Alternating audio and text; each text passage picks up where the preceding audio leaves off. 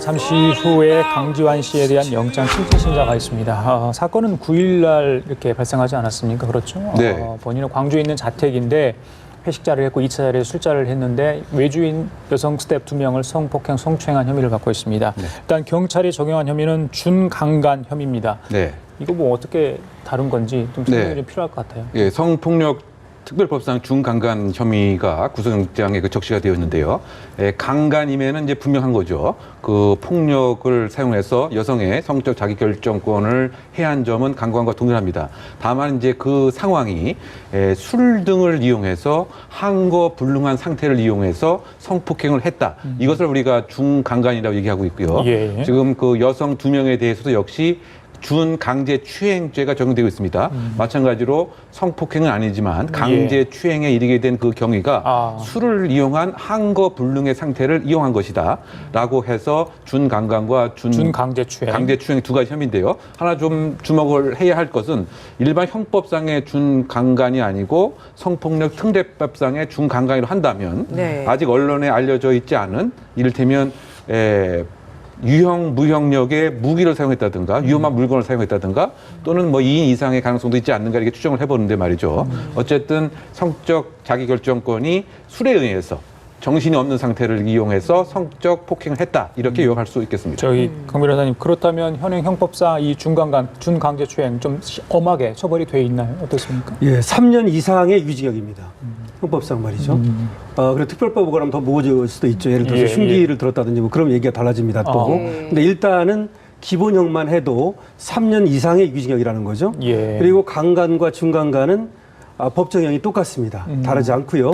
다른 점이 있다면 이제 중강간은 나중에 폭행이나 협박을 이용한 것이 아니라 그 여성이 술에 취했다든지 약물에 취했다든지 뭐 기절을 했다든지 그런 상황을 이용하는 거거든요. 자기가 그런 상태를 만드는 것이 아니라요. 그래서 양형에 있어서는 조금 이제 강간보다는 반영이 될 수는 있습니다만은 어쨌든 이제 그건 지켜봐야 하고요. 지금 어쨌든 이 강간, 중강간이든 뭐 중강제추행이든 이거는 상당히 무거운 지금 그런 벌이 예상되는 그런 범죄입니다.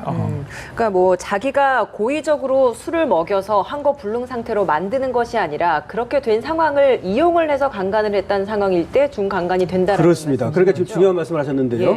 만약에 성폭행의 고의를 갖고 일부러 술을 먹였다면 강간입니다. 수면제를 먹이든 술을 먹이든 그래서 항거할 수 없는 상태를 만들었다면 강간. 자기가 만든 것이 아니라 술은 여성이 스스로 먹었어요. 그런 상태를 이용했다면 중강간 이렇게 됩니다. 지금 강지환 씨도 그 당시에 술을 마신 상태였고 그래서 경찰 조사를 받으러 가서도 계속 기억이 나지 않는다는 이야기를 하고 있어요. 이게 어떻게 적용이 될까요? 지금 계속해서 기억이 나지 않는다고 그랬고 내가 왜 그 방에 있었는지 모르겠다. 이런 얘기를 1차 조사뿐만 아니라 2차 조사 때도 계속하고 있거든요. 근데 그거는 이제 결국은 자신은 고의가 없었다는 얘기를 하고 있는 것으로 보이는데요. 술을 먹은 건 분명한 것 같은데 또 경찰에서 흘러나오는 얘기를 보면 만취 상태는 아니었다. 뭐 이렇게도 얘기가 나오기 때문에 그거는 좀 더 수사를 해봐야 될 것 같습니다. 그리고 사실은 그런 어떤 변명을 하고 있지만 그런 변명이 그렇게 쉽게 인정될 리는 별로 없습니다. 주치 감경이 법정에서 끝까지 어떻게 가봐야 되겠습니다. 물론 또 좀 혐의 사실도 좀 봐야 되겠습니다만. 주치 감경은요, 성폭력 특례법상에서는 임의적 감경으로 바꿨습니다. 과거에는 필요적 감경이라 그래가지고 술을 먹으면 술을 먹은 사실이 인정되면 그래서 심신미약 사실이 인정되면 반드시 감경을 해주는 거였거든요. 근데 얼마 전에 법을 바꿔갖고 성폭력 특례법에서는 주치 감경 조항도 해줘도 되고 안 해줘도 됩니다. 그건 법원이 판단합니다.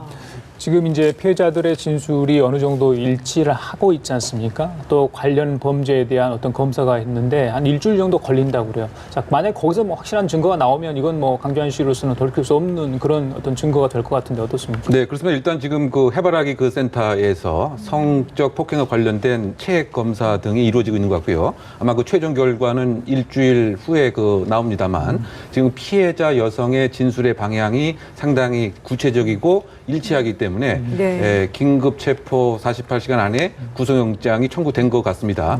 그러다 보니까 강지환 씨가 지금 계속 기억이 없다, 술에 먹어서 잘 모르겠다고 한다면 이것은 증거인멸의 가능성이 있다라고 하는 심증 형성을 오히려 형성할 가능성이 상당히 큰 것이죠. 예. 이것은 또 양형 단계에서도 뉘우치거나 반성하는 기미가 없다. 이렇게 심증 형성이 될 수도 있습니다. 예. 더군다나 일주일 후에 만약에 해바라기 센터에서 정확한 그 체액이 발견되었다고 한다는 증거도 함께 나오게 된다고 한다면 사실은 그 중형을 면치 못하는 이런 것으로 치닫지 않을까 이렇게 그 중요한 생각이 되는데요. 증거가 될 수 있다는 네, 말씀이시죠. 그렇습니다. 예. 예, 하나만 더 여쭤보고 다른 이야기 좀 할게요. 저기 강 변호사님, 네. 이제 영장 실질 심사를 받게 되잖아요. 네. 영장 전담 판사 이번 사건 관련해서 어떤 걸 주로 좀 볼 거라고 예상을 하십니까? 이제 긴급 체포가 됐거든요. 긴급 체포의 요건이 까다롭습니다. 근데 긴급 체포됐다는 것은 혐의가 좀 중하다는 것을 말하는 것입니다. 예. 원래 긴급 체포는 사형이나 무기 또는 장기 3년 이상의 그런 범죄 혐의가 있을 경우에 그리고 증거인멸이나 도주의 우려 이런 것들이 있을 경우에 인정이 됩니다. 예. 그래서 결국은 이제 그 범죄 혐의를 볼 것이고요. 두 사람에 대해서 아까 얘기했듯이 뭐 지금 중간간이라고 나오고 있습니다만은 혹시 강간일 수도 있고 여러 가지 지금 가능성이 있습니다. 예. 그래서 그런 것도 이제 봐야 될 것이고 그 다음에 가장 중요한 것이 증거 인멸의 우려입니다. 왜 그러냐면 지금 구속을 안 시키면 피해자들과 입을 맞추기 위해서 뭐 합의를 시도하기 위해서 피해자들을 2차적으로 좀 가해를 한다든지 이런 가능성을 전혀 배제할 수가 없거든요. 그렇기 때문에 아마 그것도 좀 염두에 둘 겁니다. 예, 알겠습니다. 이제 주제를 좀 바꿔보도록 하겠습니다. 어제 또 대법원에서 굉장히 좀 주목되는 판결 결과물이 나와서 이야기를 해봐야 될 것 같습니다. 가수 유승준 씨, LA 총영사관을 상대로 비자 발급 불허 조치에 대해서 취소해달라라는 소송을 냈는데 네. 1, 2심과 전혀 다른 대법원의 판결이 나왔습니다. 그렇습니다. 대법원의 판결 뭐 내용과 그리고 그 근거가 뭐였습니까? 간단히 좀 말씀을 드리면요. 예. 2015년에 이제 소송을 걸었거든요. LA 총영사관을 상대로 유승준 씨가 건 겁니다. 그 내용은 비자 발급 거부 처분 취소 소송. 예. 비자 발급을 안 해주는 거를 그런 처분을 취소하고 해달라 이런 얘기입니다. 예. 여기에 대해서 1, 2심은 아까 말씀하신 대로 결국 그 LA 총영사관이 손을 들어줬죠. 근데 대법원은 그걸 파기하고 다시 고등법원으로 돌려보낸 겁니다. 고등법원에 가면 다시 재판을 해서 어떤 결과가 나올지는 이제 봐야 됩니다. 네. 물론 이제 대법원의 지금 얘기에 의하면 두 가지를 들었는데요. 하나는 절차적 위법을 들었습니다. 뭐냐면 이런 처분을 할 때는 그걸 문서로 통지를 해야 돼요. 본인에게. 근데 이게 지금 문서로 통지를 안 하고 그 아버지에게 전화로 통지만 했어요. 이것이 위법이 있다고 봤습니다. 두 번째는 사유 위법인데요. 사유, 이게 더 중요한 겁니다. 예. 사유가 뭐냐면 이렇게 거부 처분을 한 이유가 뭐냐? 그게 법무부 장관이 입국 금지를 한 적이 있지 않습니까? 결정. 2000년에 예, 그 예. 결정. 그거를 이유로 들은 거예요. 그걸 이유로 들은 총영사관은 건데. 그 지시에 따랐다. 예, 그 지시에 따랐다. 근데 그거를 뭐라고 말했냐면 이게 중요한데 대법원에서 그거는 법령에 의한 것이 아니다. 법에 의해서 처분을 해야 되는 것인데 법무부 장관의 결정이라고 하는 행정지침 하나의 행정결정에 의해서 그걸 유일한 이유로 해가지고 그렇게 거부 처분을 하는 것은 위법하다라고 얘기한 것입니다. 그러니까 하나는 절차가 위법하다, 하나는 사유가 위법하다. 근데 이제 절차 위법이야 조금 이제 그걸 다시 하자 치우 뭐 이런 것이 있습니다만은 어쨌든 이 사유가 예. 법에 없는 그런 처분을 했다. 이것이 가장 중요한 겁니다. 예. 처분을 받고 나서 어떤 절차가 있어야 되는데 결정과 지시만으로 그걸 받아서 총영사관이 어떤 비자 발급을 거부를 했다 이런 내용인 것 같아요. 잠깐 언급을 하셨습니다만 그 당시 2015년이면 유승준 씨가 저기 아니었나요? 나이가 38인가요? 그렇죠. 예, 예. 그게 이제 사실상 또 그 문제도 충분히 이 출국관리법상에 문제될 게 없다는 그런 판단을 한 것 같아요. 그러니까 그 법원의 입장은 비례 원칙이 적용되었어야 되는데 그것을 도외시했다고 하는 점도 강조를 했습니다. 바꿔 얘기하면 재외동포법상 38세 이후에는 충분히 이 비자 발급을 가능함에도 불구하고 예. 이것을 꼼꼼히 살펴보지 않았다. 이것은 무엇인가 13년 7개월 동안 무조건 원스톱으로 입국 거부를 하는 것은 온당치 않다. 이것은 위법이다. 예. 즉 바꿔 얘기하면 재량권을 충분히 활용해야 되는데 아예 재량권을 행사하지 않은 것도 위법이다. 이것도 역시 재량의 일탈이다. 이런 관점을 본 것 같고요. 예. 그 비슷한 그 맥락에서 심지어 그 출입국 그 관리법상 국내에서 금고 이상의 범죄를 범하고 나오게 되면 추방이 됩니다. 그런데 그 기간도 5년이 지나게 되면 사실은 입국 허가를 할 수 있도록 되어 있습니다. 다시 네. 들어올 수 있죠. 예, 그런 것에 그 비추어 본다면 지금 17년 동안 무조건 입국을 허가하지 않는 것은 비례의 원칙에 그 반할 수 있기 때문에 이런 것을 꼼꼼히 살펴봤어야 되는데 그냥 살펴보지 않고 법무부 장관이 지시했다는 것만 그것만 따른 것은 재량을 사실은 일탈한 것과 비슷하다. 그래서 위법이다 이런 논리도 함께 청구를 했었죠. 예, 비례 원칙 그리고 절차적인 문제, 사유의 문제를 좀 지적을 했던 부분인 것 같은데 사실 그 절차적인 부분에 있어서도 유선으로 통보를 했던 부분 1, 2심에서도 다퉜던 부분일 것 그렇죠. 같은데 1, 2심에서는 이 부분에 있어서 뭐 문제가 되지 않는다라고 또 그렇죠. 판단한 근거가 있었을 것 맞습니다. 같아요. 그러니까 그것이 이제 궁금할 수 있는 거 아닙니까? 예. 1, 2심에서는 이렇게 봤습니다. 원래는 문서로 통지를 하는 것인데요. 예외가 예. 있습니다. 항상 원칙과 예외가 있으니까요. 그 예외가 뭐냐면 송달이 현저히 불가능한 경우를 말합니다. 그런데 외국인이었기 때문에 예. 송달이 어려웠다라고 하는 이유를 들었습니다. 예. 그런데 그것만으로는 이유가 되지 않는다라고 판단한 것입니다. 그러니까 대법원에서 그렇게 예, 판단을 대법원에서는 예. 아무리 뭐 외국인, 우리 이제 국적으로는 외국인 아닙니까? 그렇다 하더라도 유승진 씨의 주소를 알아내려면 얼마든지 알아낼 수 있는데 그렇죠. 그것을 만연히 아버지한테만 더군다나 본인도 아니고 말이죠. 예. 그것도 전화상으로 통지를 하는 것은 그것은 절차적 위법이다라고 얘기한 겁니다. 예. 그 강 변호사님 어떻습니까? 주변에 법조계 이거 사건에 관련해서 워낙 또 화제의 인물이었기 때문에 많은 네. 이야기 했을 것 같은데 대부분의 판결이 바뀔 거라고 생각했던 분이 거의 없었다. 뭐 어제 제가 좀 일부 변호사분께 여쭤보니 그런 이야기를 하던데 1, 2심하고 너무 판결이 다른 게 결과가 나오지 않았습니까? 예, 뭐 1, 2심이 이제 결과가 같았기 때문에요. 대법원에 가가지고 1, 2심이 같은 경우에는 바뀌는 경우가 5% 정도밖에 안 됩니다. 그렇게 본다면 바뀔 가능성이 별로 없었지만 예. 저는 바뀔 가능성이 있다고 봤습니다. 왜 그러냐면 예. 국민감정법도 다 중요한 것이지만 법이라고 하는 것은 어떤 처분을 할 때는 법의 근거가 있어야 됩니다. 첫 번째 법의 근거가 없다는 것이 가장 중요한 것입니다. 그다음에 비례 원칙이니 이거는 그 다음의 문제입니다. 첫 번째 법을 보는 것이고요. 법의 근거가 있는가. 예. 두 번째 원칙을 보는 겁니다. 원칙을 볼 때 비례 원칙, 신뢰보호 원칙, 평등의 원칙 이런 걸 따지는 겁니다. 그런데 여기서는 물론 이제 대법원에서 비례 원칙 이런 얘기도 했습니다만 더 중요하게 얘기했던 것은 법의 근거가 없는 처분을 했다는 것입니다. 법무부 장관의 입국 금지라고 하는 것은 그건 법에 있는 처분이 아니거든요. 예. 그래서 그것이 가장 중요하기 그러니까 때문에 법무부 장관이 그런 결정을 했는데 네. 그걸 해석하는 1심과 2심이 같은 법의 조항이 있을 텐데 불구하고 다른 해석을 그러니까 1심에서 같은 해석을 하고 대법원은 또 다른 해석을 하지 않았습니까? 1, 2심은 이렇게 해석을 한 겁니다. 예. 법의 근거가 있다고 본 겁니다. 예. 왜 그렇게 있다고 봤냐면 예. 재해동포법에 보면 국민의 뭐 이렇게 공익이라든지 국민의 국가의 이익이라든지 이런 것들을 현저히 해칠 경우가 있는 경우, 예. 그러니까 공익을 해칠 경우가 있는 경우에는 불허할 수 있다고 돼 있거든요. 그래서 유승균 씨의 경우가 그러니까 그 부분만 본 거 그렇죠. 아니겠습니까? 장병의 어떤 사기를 저하시킨다. 그 다음에 예. 또 이렇게 병역 일탈의 어떤 그런 분위기를 조성한다. 이렇게 예. 봐가지고 예. 그거를 법의 근거로 삼은 건데 대법원에서는 그렇게 볼 수는 없다는 겁니다. 뭐 이렇게 파기환송을 해서 다시 재상고를 하고 결과가 나오고 나면 그럼 이제는 뭐 비자 발급이 된다라고 봐야 되는 것인지 영사관에서 또 다른 이유를 들면서 비자 발급을 안 할 수도 있는 겁니까? 요약하면 비자 발급의 가능성은 열어놨다. 하지만 100% 비자 발급을 하리라고 보장할 수는 없다. 예. 이렇게 말씀드릴 수 있겠는데요.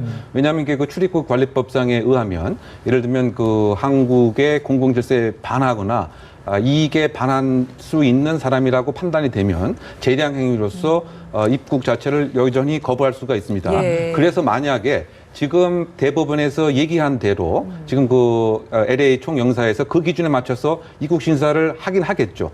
그 이를테면 입국 최종 결과를 문서로 그 통지하고 예. 다만 혹시 그 사유에 있어서 여전히 한국에 무엇인가 해가 될 수 있는 것이라고 이유를 만약에 밝히게 된다고 한다면 예. 그리고 그것이 이제 그 개인의 이익과 공익이라고 하는 비교 형량도 꼼꼼히 해보고 이것이 사실 그 대법원의 그 취지란 말이죠. 예. 그런 상태에서 입국 자체를 여전히 불허할 가능성은 배제할 수는 없는 것이 아닌가. 그래서 지금 이 소송은 소위 말해서 비자 발급 거부에 대한 취소 소송의 이슈라고 한다면 그 입국 불허에 관한 그 심사 결정은 또 다른 그 이슈다. 이렇게 요약해서 말씀드릴 수 있겠습니다. 일단은 이제 고등법원으로 가면 다시 재판을 합니다. 재판을 해가지고 유승준 씨가 최종적으로 승소를 했다라고 칩시다. 그렇다고 하더라도 반드시 들어오는 게 아닙니다. 그 2002년에도 공항까지 왔었어요. 그때는 비자를 받았으니까 공항에 왔죠. 공항에 왔는데 입국을 불허한 거예요. 그렇죠. 다시 말해 지금도 비자를 해달라고 지금 소송한 거 아닙니까? 예. 그래서 만약에 비자가 나왔어요. 다시 들어왔습니다, 공항에. 근데 법무부 장관이 여전히 입국 금지를 지금 해제하지 않을 수 있어요. 그러니까 이거는 아직 열려 있는 건데 다만 대법원의 취지가 어쨌든 그렇게 입국을 금지하는 것은 문제가 있다고 보고 위법하다고 봤으니까 그걸 따라야 하지 않겠습니까? 예. 그렇기 때문에 이제 들어올 가능성이 열렸다는 것이고 만약에 다른 사유가 다시 발생했다.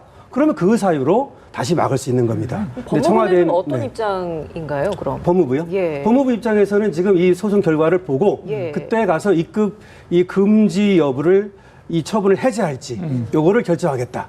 이렇게 얘기하고 있습니다. 예. 소송 결과를 보고 그때 가서 판단하겠다. 이것이 법무부입니다. 예, 다른 얘기 좀 할게요. 뭐 연예인들 얘기를 쭉 했습니다만은 좀 다른 사건입니다. 스토커 관련된데 개그맨 김숙 씨가 10개월간 자신을 스토커한 스토커에 대해서 고소를 했습니다. 경찰에 했는데 뭐 10개월간 따라다녔다고 그래요. 뭐 네. 악성 댓글도 달고요. 뭐 집에까지 쫓아와서 위협을 느낄 정도로 했다고 합니다. 네, 그렇습니다. 이 정도면 어떤 혐의가 적용될 수 있나요? 일단은 뭐 스토킹이라고 하는 것이 그 법률 용어는 아닙니다. 그렇죠. 다만 이제 국내 그 법칙에 의하면 지속적 추궁거림, 뭐 여기에 해당되는 경범죄 처벌 위반 사항에 이제 불과한 것이죠. 이것이 사실 이제 그 외국법과 좀 다른 건데요. 외국에는 스토킹 관련된 단독 법안이 분명히 있는 것인데 국내에는 경범죄 처벌법이 그 비슷한 것이고 일정한 만약에 위협을 느꼈다고 하면 예. 뭐 협박죄라든가 뭐 그것으로 이제 의뢰할 수가 있는 것이죠.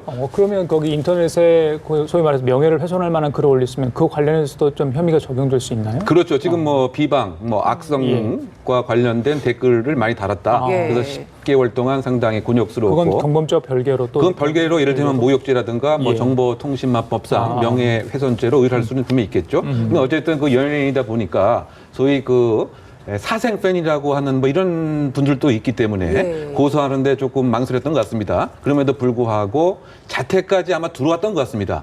그렇다 본다면 신변에 분명히 그 위협을 느껴서 예. 뭐 고소를 한 것 같고요. 그렇죠. 그 과거의 어떤 그 연예인의 그 경우에도 일방적으로 이것이 어떻게 본다면 이제 그 망상형 사고를 갖고 있는 사람이 이를테면 나와 일정한 관계가 있다라고 생각을 해서 마치 연인처럼 이렇게 생각하는 사람도 있습니다. 네. 그래서 이것이 이제 심각한 범죄로까지 치닫는 경우가 이제 외국 사례 같은 경우는 유명한 그 연예인들이 사망하는 경우도 있습니다. 왜냐하면 그것에 대해서 심한 낙담감과 좌절감을 느끼기 때문에 그래서 사전에 이런 것을 제거하고 무엇인가 억제할 수 있는 스토킹 법이 있습니다. 근데 국내에도 몇 번 시도가 됐습니다만 사실상 다른 법으로 의율할 수 있는 것이 아니냐라고 예. 해서 계속 이제 진행되지 않았던 것인데 최근에 벌어지는 여러 가지 범죄 양상을 보면 이별 선언 이후에도 계속적인 이제 추궁거림을 하고 위협적인 하고 또 이혼 후에도 마찬가지 그런 불상사가 생기기 때문에 국내에서도 행위 불법이 생기기 전에 사전에 무엇인가를 할 수 있는 스토킹 관련 법안도 마련될 시점이 아닌가 생각해 봅니다. 예. 그 소속사에서 접근 금지 가처분 신청을 냈다라고 하더라고요. 이건 어떤 경우에 좀 법원에서 받아들여지나요? 그건 이제 민사예요. 형사가 예. 아니라 접근을 하지 못하게 해주십시오라고 이제 법원에 신청을 하는 겁니다. 예. 당연히 스토킹이라든지 뭐 괴롭힘이라든지 이런 거 있을 때 접근 금지 가처분 신청이 받아들여지는 겁니다. 그게 뭐 무조건 스토킹이라고 해서 다 신청을 하면 받아들여지는 것인지 이것도 뭐 정도나 뭐 이런 거에 따라 좀 다른 건지도 궁금하고. 당연히 정도를 보죠. 예. 그러니까 결국 접근 금지라고 하는 건 뭐예요? 원래 사람은 자기가 가고 싶은 곳에 가고 말하고 싶은 것을 말하고 이런 어떤 자유가 있는 거 아닙니까? 그런 접근 금지라고 하는 것은 저 사람한테 접근 금지 하지 말라고 지금 자유를 억압하는 것이거든요. 예. 그렇기 때문에 그럴 만한 사유가 있어야 됩니다. 그럴 만한 사유는 뭡니까? 그 사람을 해칠 가능성, 그 사람에게 우애를 가할 가능성 이런 것들을 말하는 것이고요. 그래서 보통은 이제 이혼 소송 같은 거 할 때 그가 아주 상황이 굉장히 나빠졌을 때 말이죠. 이런 데라든지 아니면 지금 이렇게 스토킹 같은 거 이런 것들은 충분히 받아들여집니다. 다만 증거를 이제 확보를 해서 제출을 해야죠.